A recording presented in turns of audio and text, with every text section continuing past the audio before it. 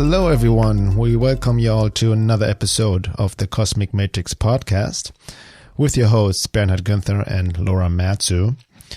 Today's topic will be discernment, intuition, and judgment. And these are very important words, so to speak, because they affect all of us. We want to be discerning, we want to trust our intuition, and we want to explore this whole idea of judgment because, it's kind of looked down upon in quote-unquote spiritual circles to judge somebody. What does it mean if we judge somebody or something? So we'd like to explore that from all kinds of different angles and from our own experiences, but the best place to start from would be maybe with some basic definitions of discernment, intuition, and judgment and our own ideas around it. Yeah, our own definitions, not the Webster's dictionary definition. So we're going to start with intuition. I think that's a good place to start. Yeah, intuition, because, we all hear that a lot, that people say, just trust your intuition, follow your intuition. And that's great advice. But it's easier said than done to trust your intuition, let alone tune into your intuition. And I feel most people, and myself included, especially in the past, have mistaken all kinds of things for intuition. Yeah, and I like Gabor Mate does a distinction between a gut feeling and intuition. So gut feeling, I find, this is what he defines gut feeling as. Gut feeling is either dangerous or not dangerous. It's an instinctual survival mechanism, whereas intuition can give you all sorts of information. You could be looking at someone who looks sad in their car, and then you could all of a sudden know that they broke up with their partner or something like that. Like intuition can contain a whole bunch of information, basically, that you wouldn't be able to know just by looking at the person. And also, not everyone is intuitive. We also just have to recognize that. Some people are more pragmatic. Some people are more left-brained. Not to say that, left-brained people can't be intuitive, but it's also, especially people who have water element really strong in their chart and certain astrological placements. So there are more intuitive people, but it's like anything else. It's a skill, and a skill gets better with practice. And a lot of us mistake all sorts of different things for intuition, especially strong feelings. And I just want to share quickly this conversation I had with a psychic recently, because I talk to psychics about how to become more psychic, basically. And I'm talking about honing my intuition because I sense I can feel that because my kind of state of mind has changed, I'm receiving more energetic impressions from the environment, and it's hard for me to distinguish what is what sometimes. But she made a really good recommendation where she said, because I'll get I'm a clairsentient, which means I feel things. So I use this kind of thing, as she calls, like a hit of information, where you feel something emotionally. You're like, oh, something's happening. When you get that sense, something's going on. And then she said to tune into intuition, you have to tune in from this place of, what's the word I'm looking for? You have to be non-attached to either outcome. So as long as you have a preference on what the information you're receiving is going to go, whether you want it to go in one direction or good, or even if you have any sort of bias, your intuition may be off. And she actually said that, you don't want to tune into your intuition with your sacral chakra, which is where a lot of our emotions are, but into your sixth chakra, your third eye. So try and tune in from a place in you which is a little bit more impartial, basically. And this went against what a lot of people I see think is intuition, where they have a strong feeling and then all of a sudden they think that that's an intuition, when that's actually just a strong emotional reaction in you. And it could be a strong emotional reaction in response to information that you got, but that's a whole different story. So yeah, that's a very important point, which I find out for myself as well, that true intuition is not a feeling. No. It's what I would call more a deeper embodied knowing. But that knowing is also not just a mental process of just a thought in your mind. Karen Miss, remember she said something similar, about intuition. It is she also emphasized it has nothing to do with the feeling. No. And that's a very common misconception, that we mistake intuition for just a feeling we get about something. Yeah. And feelings themselves, it's also important to, to tune into our feelings, how I feel about certain people, certain situation, teachings and whatnot. But just trusting your feelings is also very tricky. People say just trust your feelings, just, or the new age over some simplification. Just do what you feel like doing. Just, think with your heart. That's also a distortion, right? And because feelings can be clouded and biased and distorted through our own stuff that we are carrying on a very basic level, our own, like you mentioned before, our own bias, our own wounds and traumas, our shadow projections, our wishful thinking, and all of that we can mistake as quote unquote intuition. Yeah, and most often when a strong emotion is coming up, it has its roots in the past, not the present, majority of the time, what I've found out. So, and also when you receive, like, I can give an example. We were in this like outdoor store like a week ago, and I just saw this exchange went on, which was like a millisecond between a clerk and a guy who was in the store. And I realized, he just tried to steal something. And like, there was pieces that kind of I could put together based on what I was seeing physically, but I just knew, and it was just so instantaneous. And I find with intuition, you just get you get a huge part of the picture in like a fraction of the second. So that's how you know it's intuition. And another thing as well is that these intuitive like faculties start turning on once you have quieted your mind. And for the majority of people, like if you're getting into like a thought loop around something and then you get an intuition, I would say majority of the time that's not an intuition. That's something that you created in your mind. Right. So intuition is instant. Yes. In the moment. And it isn't related to a bunch of thoughts that you were just thinking. Yeah. Like if you're just stressing out about a situation at work and then you have a quote unquote intuition that your boss is mad at you for something, that's not an intuition. That's your own thought loop that you've created. You might be right, but that wasn't an intuition. That was created from your thoughts. So the prerequisite for accessing deeper levels of intuition is, and this is what I learned in a lot of psychic development books and from psychics themselves, is you have to learn how to quiet your mind, and then the information comes. Because that's also how we receive information from the environment. If we're caught in our own little world, in our own little thought loops, and our own little like dramas going on in our head, we might get intuitive impressions like kind of sneaking in between the times that we're not having a thought, but it's going to be so mixed up with our own thoughts, and that who are we to tell which is which? Well, all kinds of interferences that are not our thoughts to begin with, right? But you said also it's very important at the beginning, like with anything else, some people may be naturally more intuitive than others. Yes. And you said, correct, you can actually see this in the natal chart, in the astrology chart as well. Some people are more head-centric by nature and whatnot. So there are all kinds of differences, but the key point is, to still your mind, which also implies to be more embodied, right? To be in tune in your body, to kind of be able to know yourself better, to know, it's just basic self-work. The more you work on yourself sincerely, basic psychological inner work, childhood work, inner work, shadow work, esoteric spiritual work, meditation, and so on, you strengthen your intuition. It's almost like a byproduct, so to speak, a natural byproduct. If you're sincerely engaged in this self-work, you come more in touch with the intuitive, quote-unquote, mind. Yeah, but it's also still a skill that you have to practice. Right. So even though it's happening naturally, like I was doing this Kriya recently, I did it for like 120 days because I'm crazy, but it was a byproduct, a known byproduct of it is strengthening intuition. And even though my intuition got strengthened, it was like having a horse, but not knowing how to ride it. You know what I mean? So you can have these impressions, but you still have to know how to work with it as well. And I think that takes practice. And I've seen too this common thread in a lot of like psychic development books.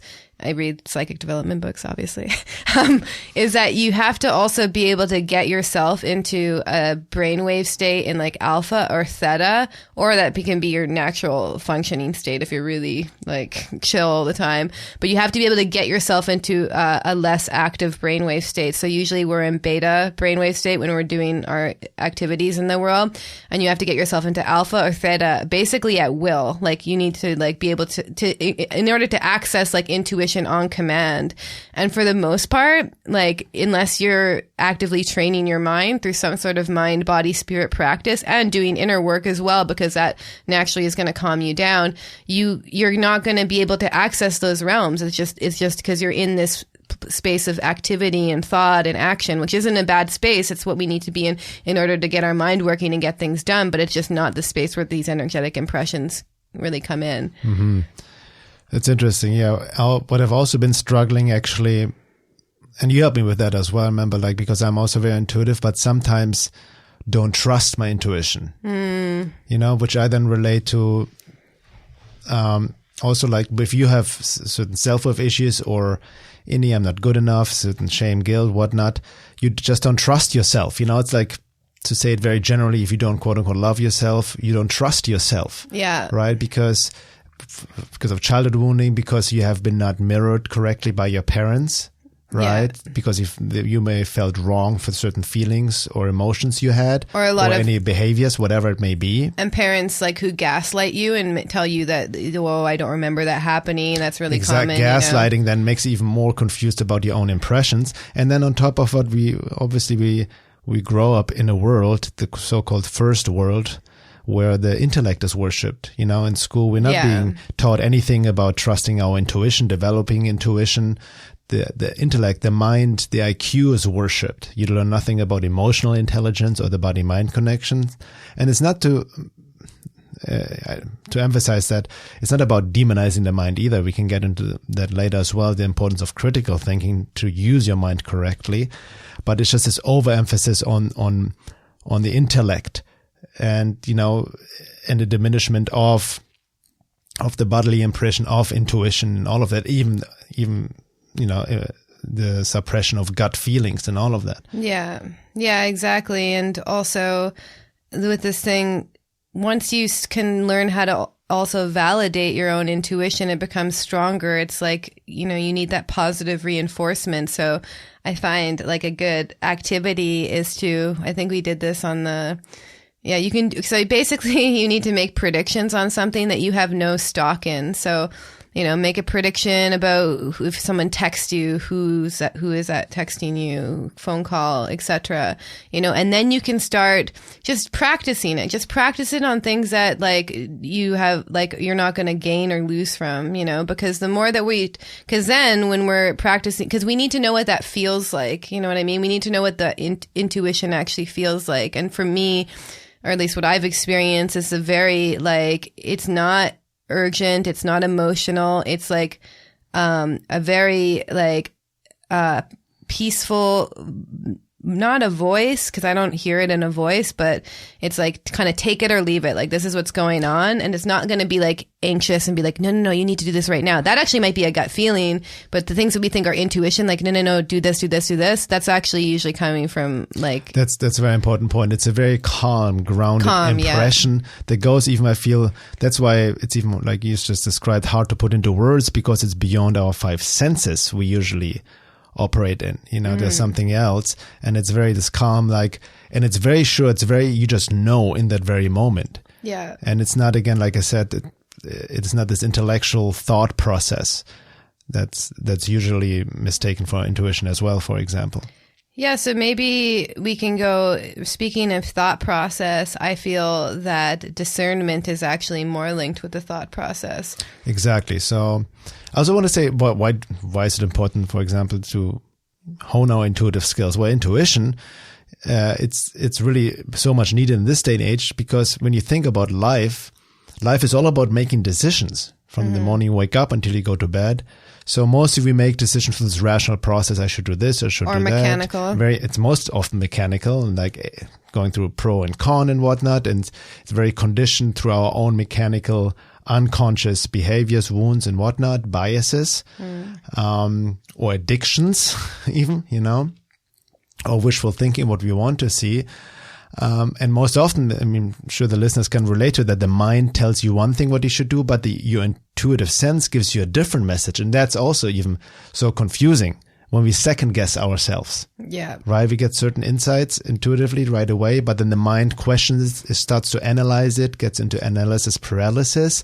So your mind is telling you one thing, but your intuitive impressions is telling you another thing. And what I've learned over the years through trial and error, that actually the only true response is the intuition or also the gut feeling, and not making decisions from the head. Yeah, it's like that quote. I think we've said this on other podcasts. A meditation teacher told me this once, and he was rephrasing someone else that sanity is when the body receives the information first and then the mind responds, and insanity was when the mind creates the information and then the body responds. And often you see and this is also a completely different way of living, is strengthening our intuition and letting the mind almost be like the ally to the intuition rather than letting the mind dominate. And that's also something that doesn't just come naturally. It's not something we can will into doing. I feel it's really a prerequisite to learn how to quiet the mind. And maybe there's, I'm sure there's many psychics that have a predisposition to picking up more impressions than other people, but almost every psychic that I've worked with and I talked with, they say that in order to develop it, one psychic actually told me, who was actually born more, clairvoyant, is that he just meditated, and he meditated focusing on his connection to the divine. And the longer he's able to stay in that space, the more his intuition got honed. So I really personally feel that even if you're the most sensitive person, it's like any other skill. I think a lot of people can also learn it, but it's really about quieting the mind. And then, so you want to talk about discernment? Yeah, that as well, but that just reminded me what you just shared.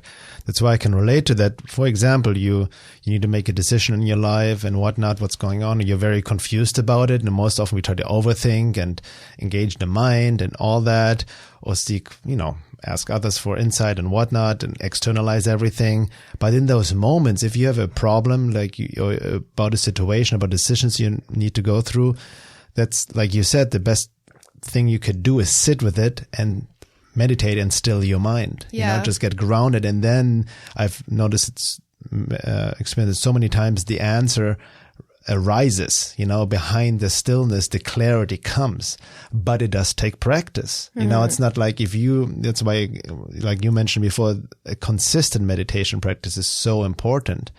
Only consistency means on a daily basis. And I can see it myself. If I don't have it on a consistent basis, then, I can get also too much into my head. I get confused. I'm not very grounded. I need to get back also into my body and, get out of the thought screen, so to speak, and clear that. And right there, we hold the answer to everything.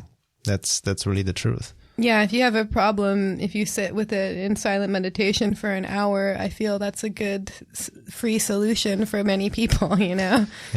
Now, I've noticed, that's another topic. We could maybe do a podcast on not just meditation alone, but I noticed the longer you sit, sometimes you actually become aware how, you're bombarded with thoughts. Yeah, that's the first thing. The first thing that you learn, and when you start meditating, is how crazy you are and how insane your thoughts are. It's like, that's why they call it the monkey mind, because it's literally like a bunch of monkeys in your mind who are trying to take you in all these different directions. And it's literally not your thoughts to begin with. Yeah, right? Yeah. So discernment. So why is discernment important? Well, especially in this day and age, there's so much information out there. It ties into, we need to be discerning when we seek truth, right? Separating truth from lies and who is to say what is what. So we need to be discerning. And discernment really ties into, I feel, both using intuition and the intellect. Yeah. Alike. It's both at the same time. Exactly, because you use the discernment to also know your preferences, and if you have awareness of your tendencies to, and your biases, then you can also have a deeper discernment. So say if I'm aware that I tend to be very swayed by emotionally compelling text, like I know I get hooked in by that, then I can even have the discernment to also distance myself away and be a little bit objective when some emotionally compelling text comes along. So the discernment, it's like having awareness of yourself and how you respond to things, and also having awareness and knowledge of how things are out there in the world as well. Exactly. So that's why, like I mentioned before, most of us, we're way too much in our head-centric, close to the body and our intuition, and gut feelings. So but most people don't even know how to use the mind correctly, the intellect correctly. Right? That's why I feel it's also important to learn basic logic, basic critical thinking, basic, for example, logical fallacies. When you see, for example, what you mentioned before, you hear somebody talk or somebody present something or trying to persuade you about something, discussions, arguments on Facebook. If a person sometimes engages in logical fallacies, you use your discernment. Okay, this is already not, it's already off. I cannot have an argument with this person. For example, what are very typical logical fallacies? The most common one is strawman argument. When you say something and a person then completely misconstrue what you said, it makes a straw man. The classic example is what people maybe have seen with Jordan Peterson, and when he was on a TV show in England, and this woman said, well, what you're saying, blah, blah, but that's not what he was saying. She was completely distorting the argument. Yeah. And, so when we don't understand it, we can get into endless debates and cannot become very discerning. Or when people attack us personally ad hominem, or what you mentioned just before, appeal to emotion, right? Politicians do this a lot, and all of that to kind of get an emotional response and hook into your emotional bias or wounds and whatnot to kind of persuade you. And then if you're not discerning and don't apply critical thinking, you can easily get swayed in the wrong direction, so to speak. Yeah. And also, discernment involves just knowing how, for myself, sometimes I had to use my mind to implement new ways of being into me, even though that's not where I was at. For instance, this is just an example. I had to literally teach myself through reading books what secure attachment looked like. And then I had to use my discernment, which went against my attachment systems because I was either anxious or avoidant, or there's all sorts of different words for it. But I had pretty insecure attachment, I guess you could say. And so I had to use discernment. So when I met someone, even though maybe the part of my wounds was like, oh, I really like this person, I had to use discernment and awareness of my own habits and use my mind to start implementing healthier habits. So discernment sometimes for me means going to know that I'm my own worst enemy sometimes, and then also using the mind correctly to learn, okay, but this is what I value and this is what I want to work towards. And I'm going to go through this discomfort process of my own being because I just know where I'm at. So, it's also just understanding, kind of understanding that sometimes we may not exactly what makes us feel good is not necessarily best in our best interest. That's a very important point. Yeah, not just only with certain teachings, information, but we even talked about it, discernment in relationships, right? Well, exactly. It can be very tricky if you don't know yourself, haven't worked on yourself. Just because somebody makes you feel good or something feels good doesn't mean it is good for you, because could be a trauma bond you mistake for love. It just or wishful thinking or shadow projection, a positive shadow projection, and you just go with it without discernment. In that case, also means not just this critical thinking I just talked about, but discernment meaning what you just alluded to, knowing yourself. Knowing, oh, something gets activated. Childhood wound, my attachment, anxiety.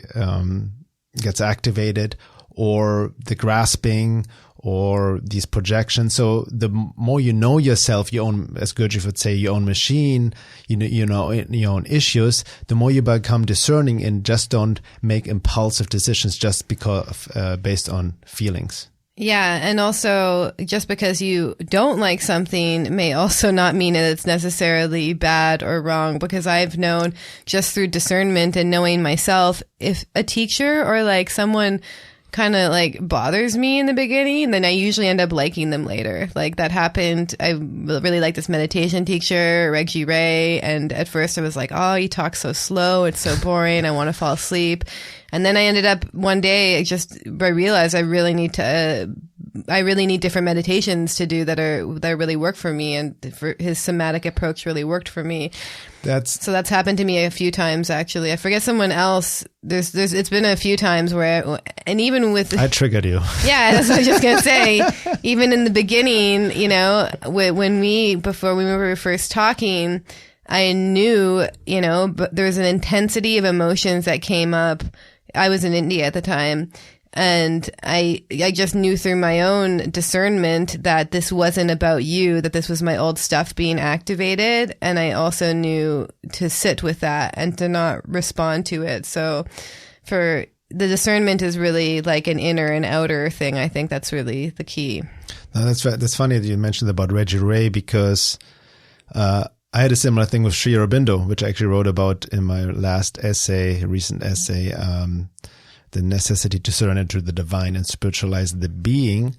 And, listeners maybe know I've gotten really deep into Sri Aurobindo's integral yoga, and quote from reference a lot, has really had a big impact on me over the past few years. But when I first heard from him, a friend introduced me to him, I got literally just triggered by his name. Mm-hmm. Because I was like, I had an aversion to this whole guru culture, and something felt just another Sri. I didn't want to take that serious.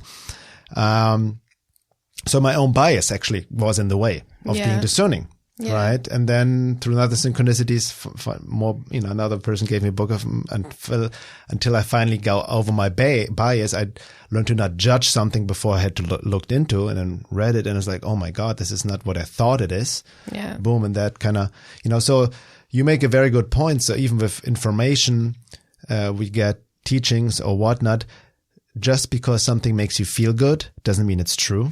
Number one, right? Which we see a lot in the New Age. There's a lot of New Age channel material just makes people feel good, but it's very distorted. Resonates with me. That's another that ties into that as well. We want to get into the topic of resonance, or like you said, just because something makes you feel bad or irritates you doesn't mean it's not true. Yeah, and then also discernment means that. Just because, like, for instance, I really like Gabor Mate right now. He's this, I'm sure you guys have heard of him. I'm not going to explain who he is, but just because I like him as a person and I like his teachings, I also need to practice this just healthy discernment if he says something that just doesn't land for me, because that allows me to have my own individual autonomy and not be like, oh, just because Gabor Mate says it's true. Yeah. Like when we follow someone blind and we just believe everything they say, that's usually also a huge flag that we don't have this discernment. We're just like, oh, just because he says it, it's like trusting these authority figures, and not also seeing that every single human, unless they're enlightened, is also going to have their own biases, their own belief systems. Even when I talk to healers and psychics that I really like, I also have discernment when I speak to them. It's like I can see that everyone filters through their own belief systems, their own life experiences, and just because I like some of what someone says doesn't mean that everything of what someone says is true. Thank you for saying that's a very important point, because I know experiences in my work, as people who read my articles and essays know that I quote a lot from different resources, different teachers, different teachings, different modalities, all across the board.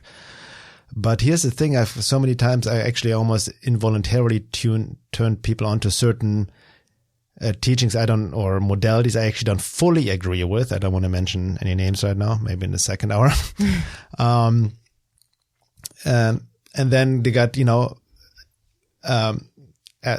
reflected back to me, well, you quoted them. So, I thought that you support their work. It's like, no, I quoted a specific excerpt from that person, which when I quote something in my work, is something because I've experienced it myself, or confirms my research. It's just because I quote somebody doesn't mean I automatically agree or support the whole body of work of somebody. Yeah, I get that too a lot because like I've quoted Osho. Even Reggie Ray recently had a bit of a thing lately in his organization. But I don't follow the teacher. The teacher is at least, well, Osho's kind of interesting, but the teacher is the least interesting part to me. Is what they're saying true or not? And a lot of people who I feel they almost like don't have, like their discernment is all about who this person is and what did they do behind the scenes. Yeah, that is part of it, you know, but is what they say, truthful to you? And that's all that matters to me. So I get this a lot. Who else have I quoted? I think I quoted Muji once, and people are like, "Oh, yeah." I Ever didn't hear since about that Muji. happens, exactly. And then it's like, but I don't care about Muji. I'm not on here talking about how great Muji is. He's the guru. I want to worship him. I'm just quoting something that I've also found to be true. And you know, it's like people under the guise of being discerning try and throw out the baby with the bathwater, basically. And so this is a whole other topic. That's but when people are, but I've seen on Facebook, especially on your timeline when you quoted Osho or Muji, that people jumping on like, have you heard about, what do you think about him, blah, blah, or almost basically dismissing the quote, the content, because of whatever he has been exposed for, right? And not even questioning that to begin with. And, we always never know what truly happened. But that's actually a good example of a logical fallacy. yeah. Right? It's, it also ties into attacking the messenger and not focusing on the message, right? Regardless what this person is doing, is the content true? Yeah. Right? So, but then they divert. I think it's energy. because they don't have discernment. And so since they don't have discernment, they aren't able to hear a truth from a teacher who is also flawed. You know what I mean? See, that's a great thing. People have, that ties into these projections, but that's why also your approach, I have a same approach to, careful of what you project into a teacher, right? The positive shadow projection, all of a sudden you're so infatuated with them that you believe everything this person says. There's no discernment anymore. Yeah. When in fact everybody's quote unquote flawed, depending on their level of being, right, where they're at as well. And I refer back to the quote by Neil Kramer, and I'm paraphrasing, like he mentioned Alan Watts, Steiner, mainly P. Hall, said amazing things, but they were also flawed beings, right? Yeah. Characters and whatnot. But this perfection and imperfection, they said, can coexist together. Yeah. So nothing is black and white. And I'm also not the one to throw out the baby with the bathwater, but people are so caught in binary thinking of either or, right? Yeah. So, yeah, you're either good or you're evil. Exactly. So, once person got exposed for something, all of a sudden you throw away all the teachings. But then right? you also, speaking of this topic though, then when you read these like exposés on gurus, you also have to have the discernment to look at it from a purely journalistic standpoint. Like, Yes. is this person being objective? Do they have a motive here? Are they leaning towards a certain side? And once you understand like basic journalism and how it's hard too, because we have such a unethical journalistic standard to begin with right now. So the norm is to put smear campaigns against the left or the right or whatever.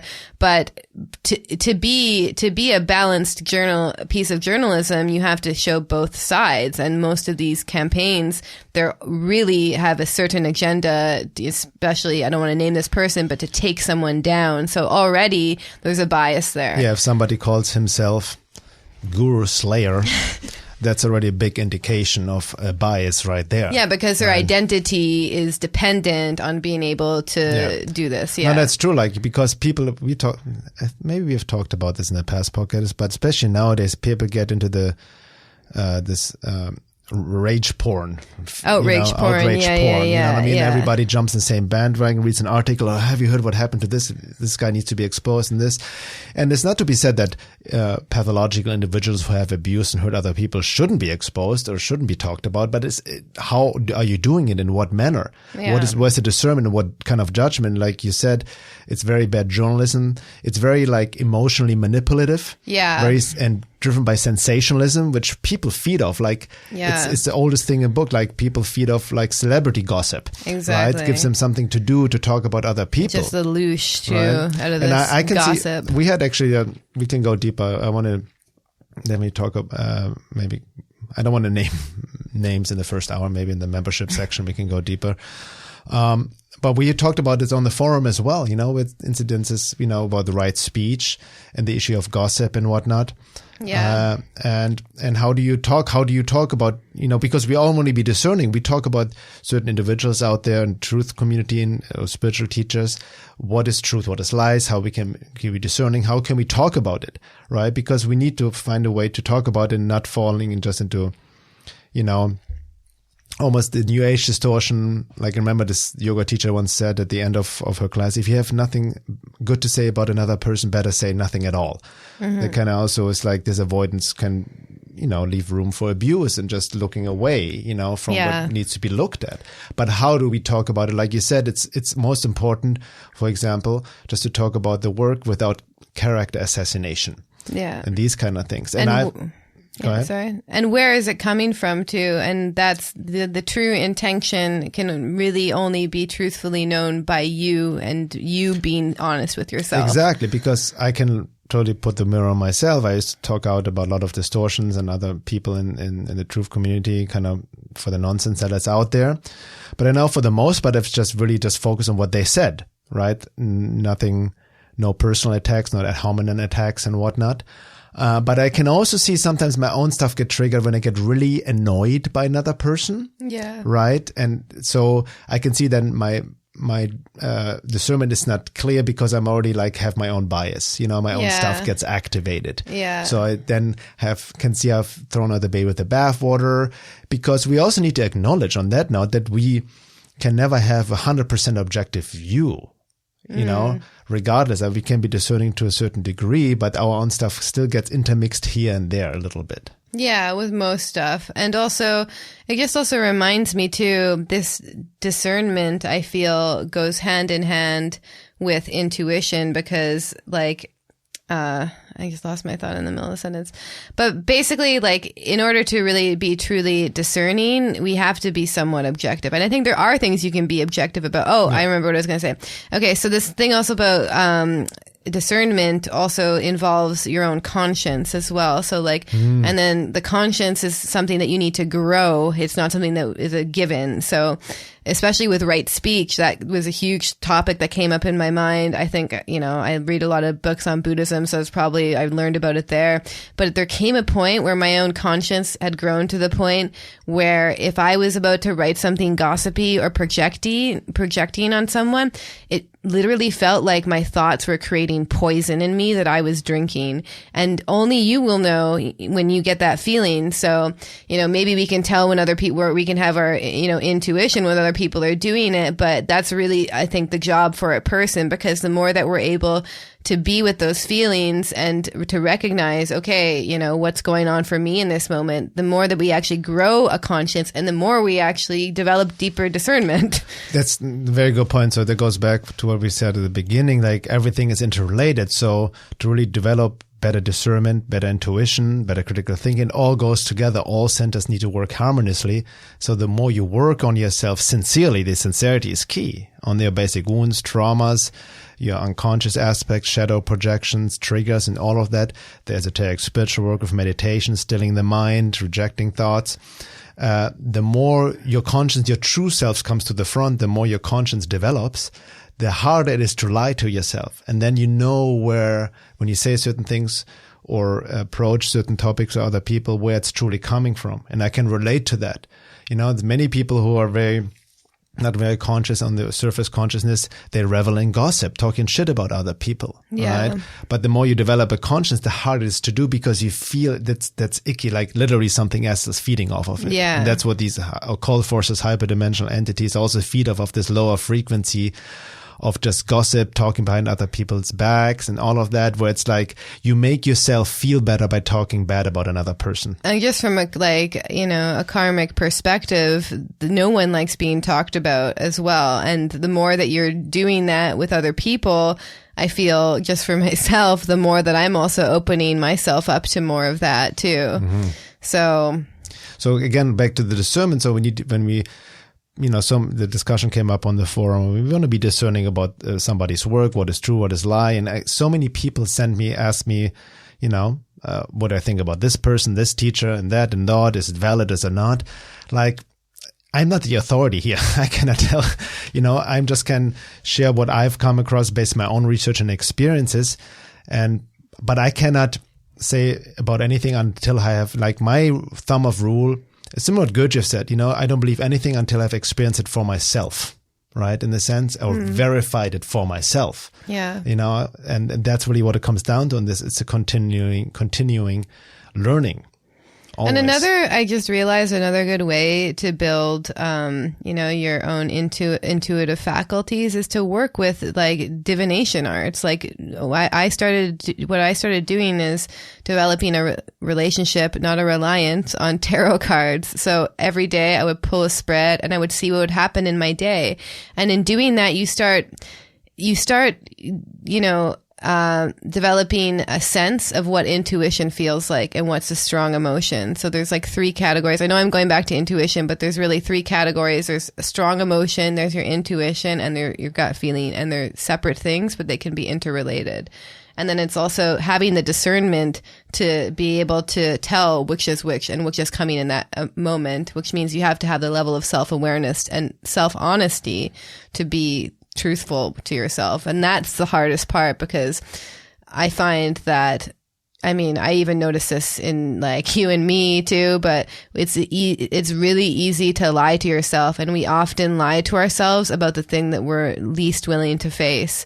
And that's our work for this lifetime, the thing that we're lying to ourselves about. And so anyway. That's why, that's a good important point. That's why, again, like I mentioned, or we mentioned many times before, there's only so much you can do self-work on your own. Yeah. Because it's easily delude yourself, and we need something that's a feedback, the mirroring from other people who are also engaged in the work to point out our blind spots or correct our perception sometimes. Because we can mistake, like we said, intuition for all kinds of things, and that, or discernment is off and whatnot. But this also ties into the topic of resonance, of resonating with something or someone. That's a big one as well. Yeah, because you can resonate with someone who is a trauma bond relationship. So you can be like, oh, I really get what you're saying. So resonance can just come, my wounds match your wounds, or my projections match your projections. Or even with teachings, you can basically resonate with lies, with distortions. Because that's the lie that you want to believe. Exactly, the wishful thinking. So, that's why also people, sometimes there's truth in that. Let's not forget there's truth in resonating. Right.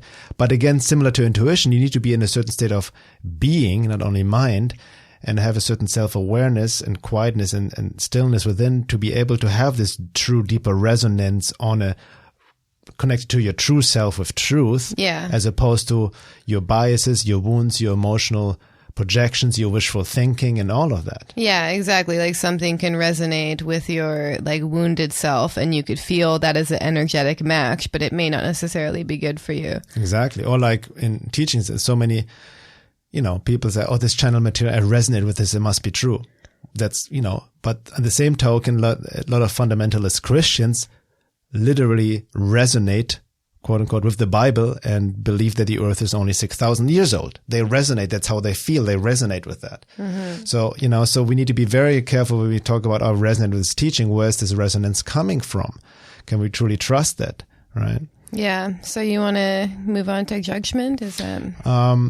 Yeah, I wanted to say something else about discernment, or resonance, or just what was it? And it's really important too, that we develop this deeper intuition and discernment, because, as you said, there is a lot of bullshit out there, to be honest, and there's a lot of people who I don't deny that the fact that we are in a period of spiritual awakening and emotional upheaval. And we do need a lot of people out there, like working with people one-on-one who are doing this kind of work. But at the same time, we have so many people who are just snake oil salesmen, basically saying they're going to remove your chakras or give you a Kundalini awakening or whatever they're selling. And even just looking at it in a mainstream matrix perspective, like if we had this deeper discernment and intuition, then we wouldn't accept these lies that these politicians are telling us. Like, because if you're truly embodied, you actually sense that something is off. Exactly. Right? Yeah. No matter what they're saying and how good it sounds to you. So that brings up, first I wanted just to what came to me, what I forgot to say about resonance there's also the saying when people say, oh, just, take what resonates and leave the rest, this kind of saying, which also, it's very tricky. If you not really have a certain level of being, you can also just leave what is true and take what is false. Yeah, or you could be like, leave what's challenging or triggering just because for you. It's triggering you and challenging doesn't make you feel good, doesn't mean it's not true again. That's the important part, right? So, but what were we just saying about the other people? So that's a question, I've written something recently on Facebook asking the question, have you ever felt off about someone's writings or spoken words in person or whatever, or through an article, even though something is off about it, even though the words themselves he or she writes or speaks may be true, right? So there's that discernment as well, that a person can be actually appearing very eloquent, say the right things, and I've experienced it many times. I'm sure you as well, but energetically something feels off. There's another impression you're getting. Yeah, because right? words are just words. We have to keep that in mind. Like, doesn't matter. Like, this teacher I was listening to recently, she mentioned about how, people in yoga classes or whatever workshops, they'll be like, to say you are safe here, that's just you saying you're safe. Like, how does that person actually feel? Are they safe here? So you can say whatever you want. It doesn't actually mean that that's really what's going on. Like, this is also tying in again about how we worship the intellect, how I think a lot of us fall into like wishful thinking. If someone says something, you want to believe it's true. But to be honest, like, words are just words. It's just the actions and the level of being are what really back it up. And that's a big issue I feel nowadays on the internet, especially social media, because anybody who has like some good grammar, vocabulary, is good in writing, can regurgitate any truth, spiritual wisdom and whatnot, right? But it doesn't necessarily reflect their level of being and awareness and embodiment at all, just because they're eloquent in presenting it. Yeah. Right? And then people project onto that person and whatnot. And just go ahead. Yeah. And just because, like, I even know for myself, just because someone's written something, that doesn't mean that they're living that reality all the time. That's the kind of person they are. Like, I've written things that come from a way higher place than my normal frequency. It's like what I'm striving towards, but doesn't mean that I'm always in that space. So. Yeah, and even on a more pathological level, I know that very intellectually gifted people can purposely manipulate others via almost like NLP techniques, right? And intellectual sophism, even like it's known that psychopaths, actually high functioning psychopaths in society in place of high power, have a high IQ, are very intelligent, hiding behind the mask of sanity, and are masters in manipulation through their words, appearing as very empathetic and eloquent and understanding and whatnot. But the internal landscape is a whole different story, right? Yeah, I think you can move on to judgment, because I'm just noticing that we have some 13 minutes left. Move on. Yeah, so. But I want to go deep into that. Maybe we can do in the second hour. Yeah, in the second hour. We have a whole nother. Yeah. But judgment. But that's. Yeah, judgment. Yeah. That's a big word too, right? This is the last one. Yeah, and everyone's saying don't judge, and I feel that truly the only person who can judge is the divine or God. Like, that's the person who actually is quote unquote judging on a higher level but I don't even think it's judgment in that sense. But I feel it's more like this karmic equalizer. It's more, judgment is more related to like justice, and I feel, just as my own interpretation, by the way, you can take it or leave it, but it's, if you resonate with it or not. Yeah, if you resonate with it or not. But judgment involves, like, for myself on a day-to-day basis, it's also linked to conscience and my conscience, but it's like, what are my ethics and values on what is right or wrong with just within my own life? We could have I don't want to get a whole conversation about ethics here, but just in what my values are. And that's how I decide, like, I can make a judgment whether or not I want to work with a client or not. I'm making a judgment there. It's not that I'm making a judgment about them or their journey. It's just, is this the right choice for me, based on intuition, based on discernment, and also based on what my values are. Like, I even recognize now, like, I can't work with every single person who comes to me, but there's certain people who I work really well with, so it's able to make those kinds of, so judgment isn't a good or bad thing. It ties more into discernment even every day, like also ties into making appropriate boundaries, right? Yeah, but I feel that like what people in the New Age define as judgment is when it's also linked to discernment as well, as like, no, we should just see everything equally. We should have no preferences. And the reality is that is not true. It's like you always are going to have preferences. You even have a preference not to have a preference. So like you can't escape that. Your soul is also developed to have certain likes and dislikes. That's just the reality. It doesn't mean that you're guided. You have to be completely guided by that, but you just have to acknowledge that that's going to be present. Exactly. And because we're all in the process of individualizing, awakening and whatnot, so we still have our own biases, our karma, our past actions affect also our likes and dislikes and whatnot on so many different levels and unconscious ways we're not actually aware of at all, right? We all have these preferences to a degree. We don't even really know where they come from, maybe from childhood. Could be, childhood wounding or just habit, so to speak, or past life. But you're right. I feel in the New Age, when people say don't judge, then they throw out everything with the baby with the bathwater, including discernment, right? And everything needs to accept it, equality and all of that. Yeah. Because everything is one, they mistake oneness, think that everybody is the same as well and we're all equal. Yeah. Not understanding that true oneness also from the spiritual perspective recognizes difference. Yeah. Right. And within that, we need to be discerning, especially also what is coming from our lower nature, from our, egoic self, and what is coming more from our true higher self. That's already a discernment right there, which is important in any esoteric teaching, right? They talk about like the rejection of, Sri Aurobindo talks about the rejection of the lower nature in these vital impulses and acceptance of this higher truth. So there's a discernment right there, and you can say it's a quote unquote judgment, but it's more of that inner discernment. I think what they mean when they say like New Age people like don't judge, they think that people are making snap decisions based on emotional biases.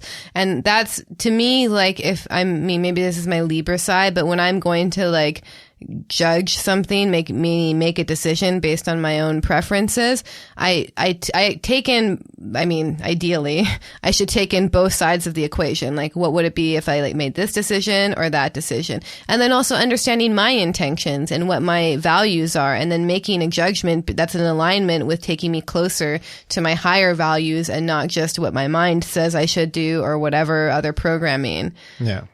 And I also feel judgment gets distorted when, definitely when you have a very negative projection, you can see something, this is a pathological individual psychopath, but if you project your hate and anger onto it, this is an evil, that's you're doing a quote unquote false judgment because it's filtered through your own hate and issues. And you're actually you're playing in that game that you're trying to expose, so to speak. Yeah. Right. That kind of lower self egoic consciousness. But I think it's very important what you mentioned at beginning when we talked about judgment. To judge truly, you need to be on the level of the divine and see with the eyes of the divine.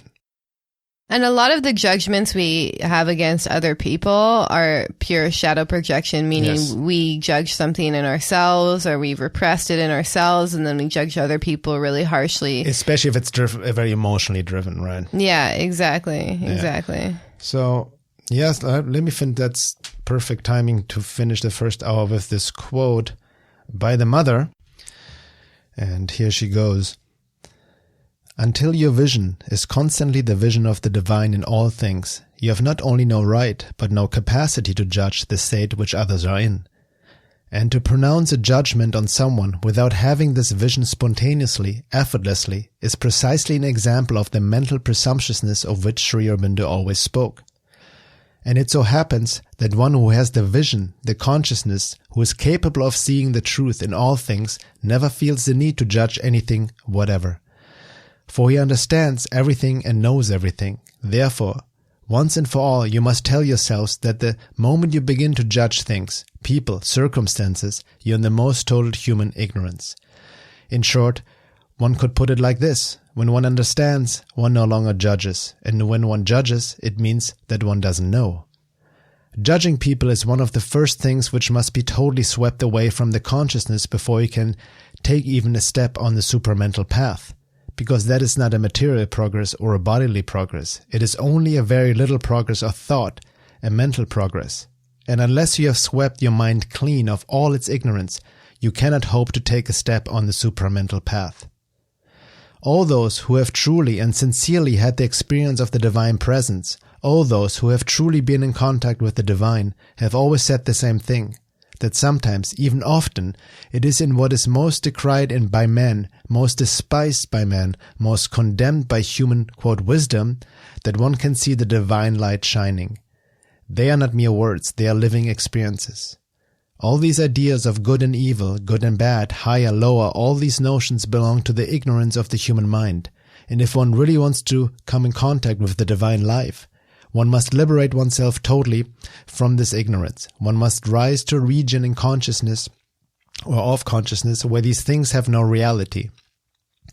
The feeling of superiority or inferiority completely disappears. It is replaced by something else, which is of a very different nature, a sort of capacity for filtering appearances, penetrating behind masks, shifting the point of view. And these are not mere words. It is altogether true that everything changes its appearance, totally, that life and things are completely different from what they appear to be. All this contact, this ordinary perception of the world loses its reality completely. This is what appears unreal, fantastic, illusory, non-existent. There's something very material, very concrete, very physical, which becomes the reality of the being and which has nothing in common with the ordinary way of seeing. When one has this perception, the perception of the work of the divine force, of the movement being worked out behind the appearance, in the appearance, through the appearance, one begins to be ready to live something truer than the ordinary human falsehood, but not before. And with that being said, let's talk more about discernment, intuition, and judgment. In the second hour, if you're not already a member, go to my website, veilofreality.com. You can sign up there and have also access to the forum where we discuss these and other topics as well. And we also have live monthly group calls on Zoom. That's too. true. They're really nice too. We meet once a month all together. There's a Zoom link posted on the forum, and have a live Zoom call, which also will be recorded and accessible for anybody on the membership. All right, guys. See you in the second hour.